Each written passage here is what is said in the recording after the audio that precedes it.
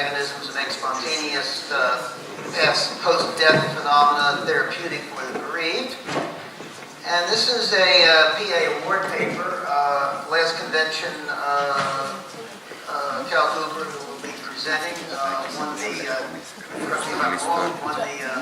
Julian Schmeidler Student Award for students. Okay, and anyway, he won an award. Okay, so, yeah. Thanks very much, John.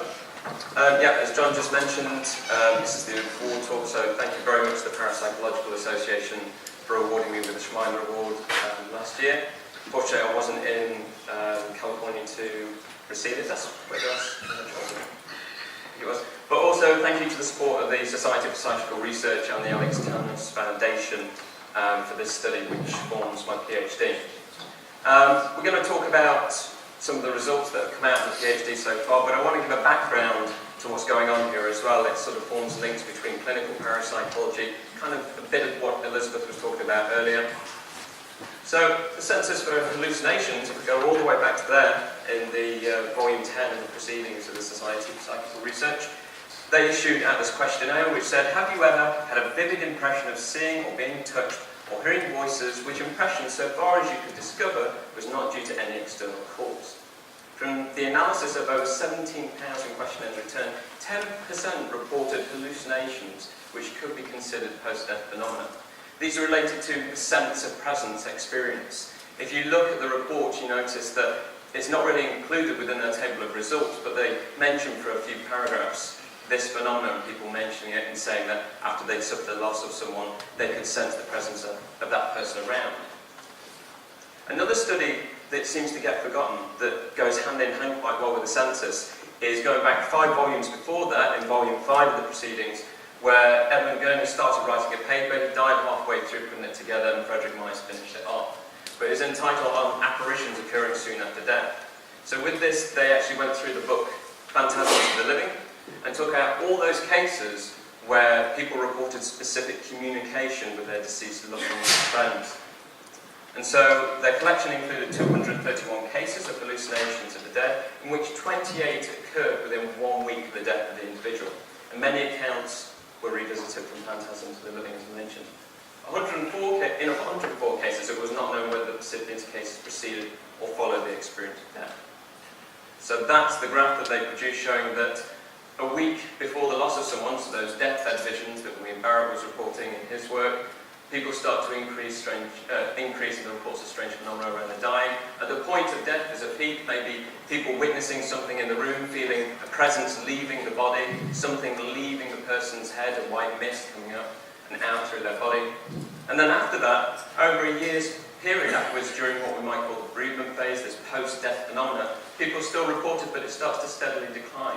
But we have got reports that this could happen up to some 40, 50 years after the person has died, even more. I've looked at accounts where people have had dreams of someone, a childhood friend who passed away, and yet they hadn't thought about them for many, many years, and yet they have this dream in which they communicated with this person. So what is bereavement? I haven't really defined that yet. Well, we look at it in terms of attachment theory in Bowlby. It's an attachment to someone or something. But whenever we say bereavement, we instantly jump to death and looking at bereavement being associated with death. But it's basically a loss of all kinds of things. A loss of a person, yes, that's the main thing that we think about, but also amputation. If we lose an arm or a leg, we have to readjust and realise that we have to cope in a different way now without that limb. Life is going to be slightly different. It's an adjustment. Childbirth as well, separation of child from mother during the pregnancy phase, a new phase of life again. Giving up personal items, your childhood teddy, blanket, a car that you spent ages saving up for to buy, and then eventually you've got to sell it on and you don't really want to. Circumstances come up, you're parting with these items that you hold dear. And social changes as well. Why do people cry at weddings? You know, there's, again, family change, you're losing your son or your daughter onto a new way of life, they're not living with you anymore, hopefully, they're going on to live in their own place. It's a social change, or a divorce as well. And with that, with bereavement, comes a number of negative side effects. Problems with sleep, don't want to socialise anymore, a numbness, depression, many, many things. When I talk about bereavement to third-year students, there's at least 4 or 5 slides discussing all the various kinds of negative effects that have been reported from experiencing bereavement. But there is a seldom considered effect, and we started to touch on it and how far back the Society for Psychical Research was actually looking into this. But when did it actually get recognised? If we're already aware that people are having sense of presence experiences, reporting apparitions of the dead, dreaming about them, maybe even encountering poltergeist-type phenomena, why hasn't mainstream, the medical setting and so forth, why haven't they actually paid attention to this, bereavement counselling? In 1971, Dewi Rees, he produced a paper in the British Medical Journal. This came out of his medical doctorate at King's College London. He started looking at the negative effects of bereavement. He wanted to categorise them and understand them. And halfway through his study, when he was interviewing people, some started to report sense of presence experiences. And he hadn't really come across this before and thought, well, this is interesting. I've got to look into this a bit further. So he adjusted his thesis and started to look primarily at the hallucinations of widowhood. 293 widows and widowers reflected in the interviews, all regarding their experiences. Roughly half reported these experiences, most common within the first 10 years of loss. Gender, social groups, age, levels of depression, etc. didn't really play a factor in the occurrence of hallucinations. When they were interviewed, everyone said that they were too afraid to tell their friends or relatives about these experiences. They feared ridicule if they did explain them, or thought that people would think they were just pure crazy, or it's just a side effect of bereavement, it will pass, it's a phase. No one thought to ask, well, are these objective? When you have this experience, was anyone else there? Did they report it too? Did they see it? Only one person confided in a clergyman. No one even told their doctor. And from his results, he found that the vast majority of people found their experiences, when asked, to be helpful. Some people weren't sure, and only a few, just a minor percentage, found that these experiences were scary when they first had them. When you look at Louisa Ryan's spontaneous case collection, you've got a complete flip side, because a lot of those accounts do not involve cases of bereavement and the loss of someone, something just happening. And in that flip side, the vast majority of those people found the experience terrifying, and a small percentage found it useful.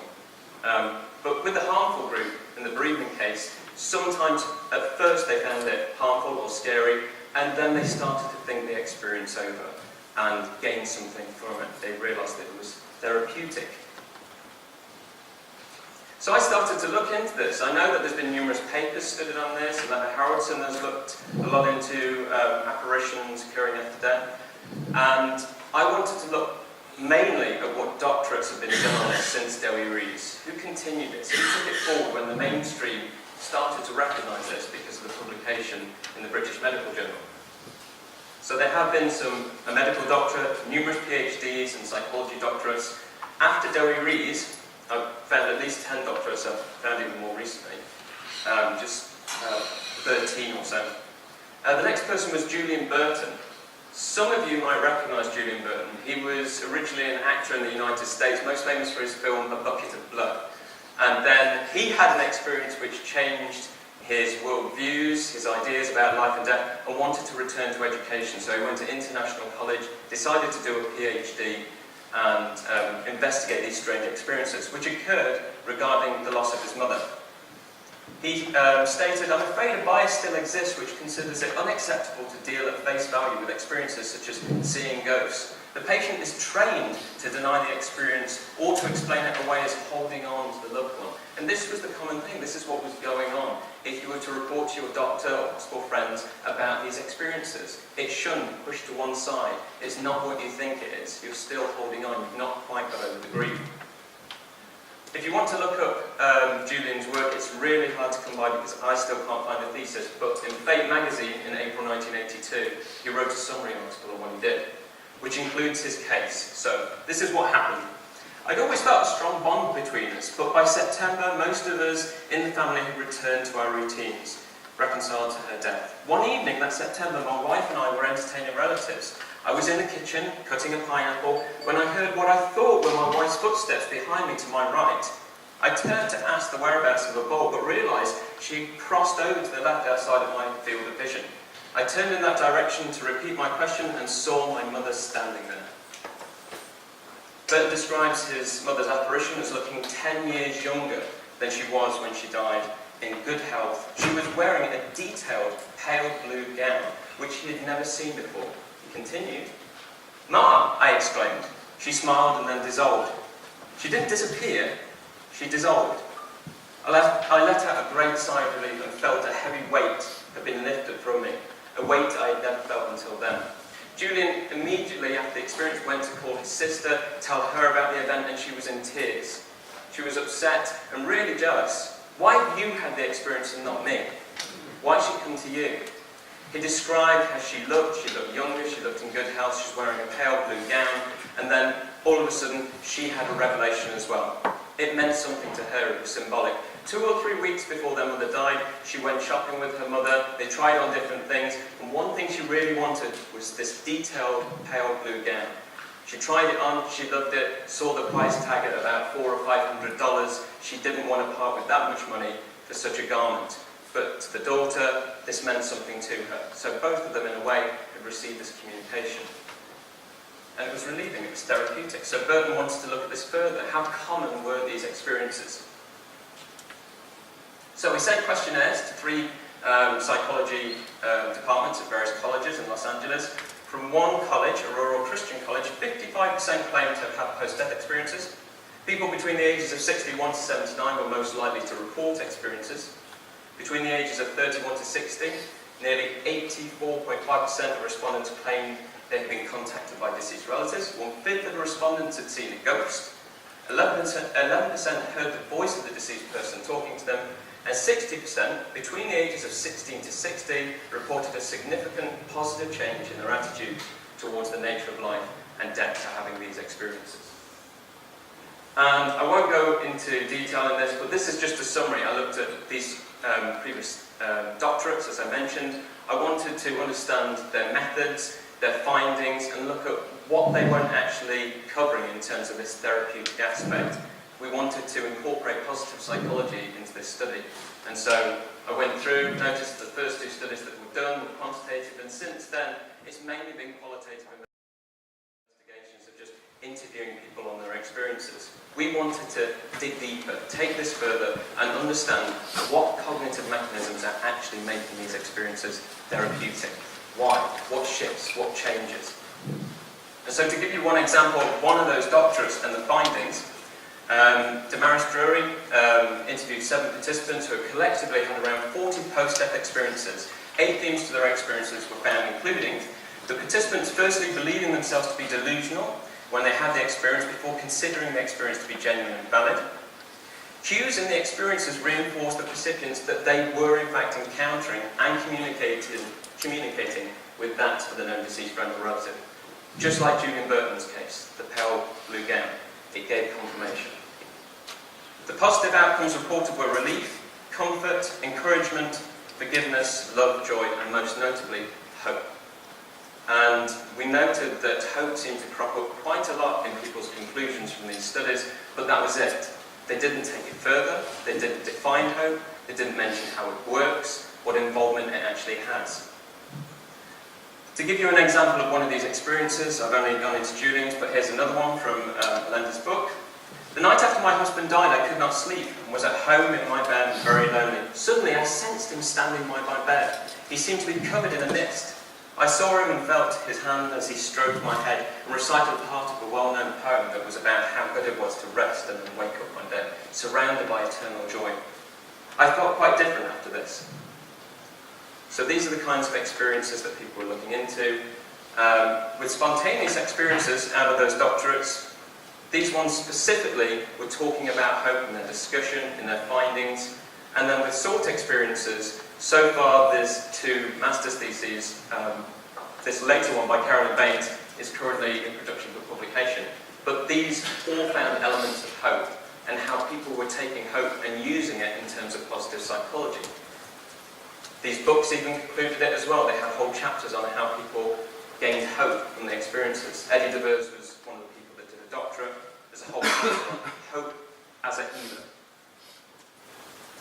and Raymond Moody as well, Conquering Grief and Finding Hope. So what are we doing? Well, we want to establish to what extent is hope present in the post-death experience. Can we measure it? Can we find it beyond people casually talking about it and saying, yeah, it gave me hope? What does that mean? And to establish what specific role hope plays in the post-death experience and how it cognitively assists in the transition to recovery.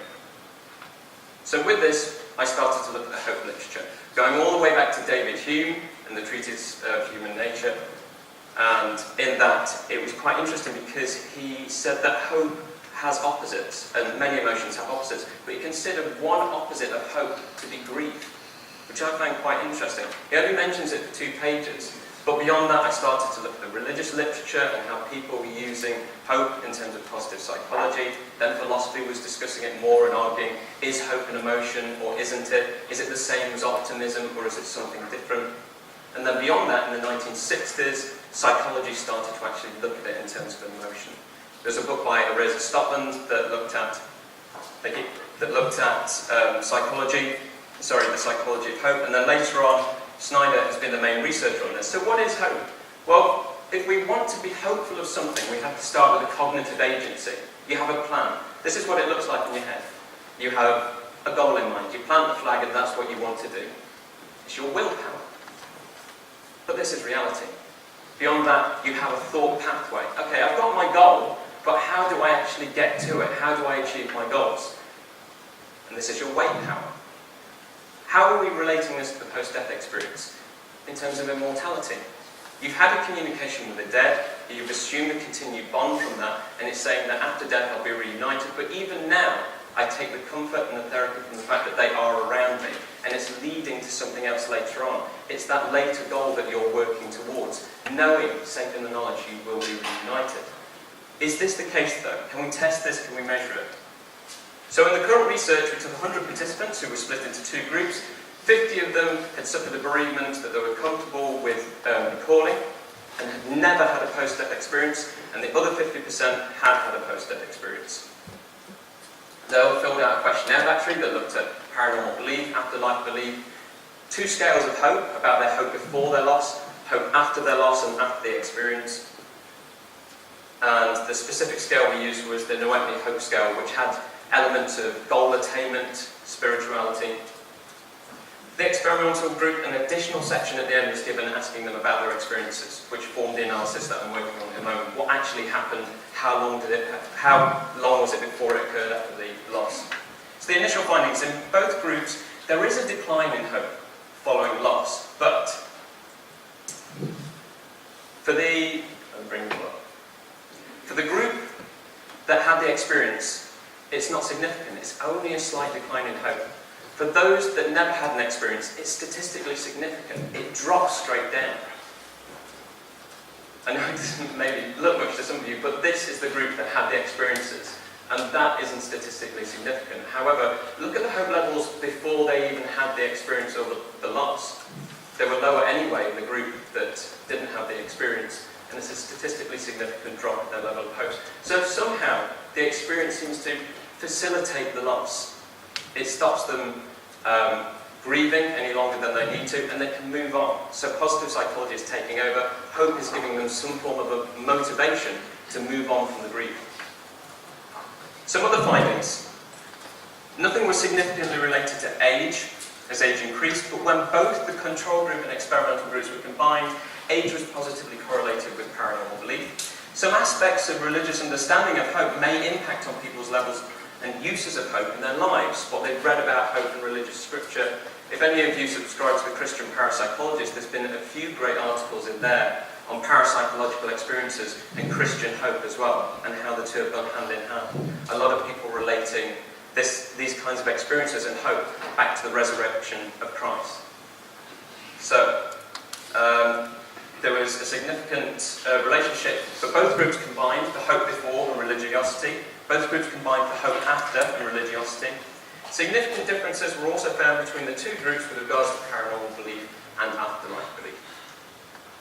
But what's the benefits of this research? Well, for parapsychology, it's furthering our understanding of these experiences. It's also integrating parapsychology and these findings into positive psychology. It's also furthering thanatology, research on death, dying and bereavement. There are some select courses on death, dying and bereavement that don't include experiences of the deathbed, or these bereavement experiences, and yet they're so common. So it's advancing that even further. Healthcare is starting to recognise this even more with the work that Liz and Rachel are doing as well. This is integrating these experiences, these clinical parapsychological experiences, into the counselling sector, so people become aware of these findings and what they mean to people, and how many people benefit from them as well, and it helps them psychologically, help them recover. It raises more awareness and acts against that previous medical stigma, which Julian Burton mentioned, how people were just telling you to push it to one side, forget about it, you're holding on. Thank you.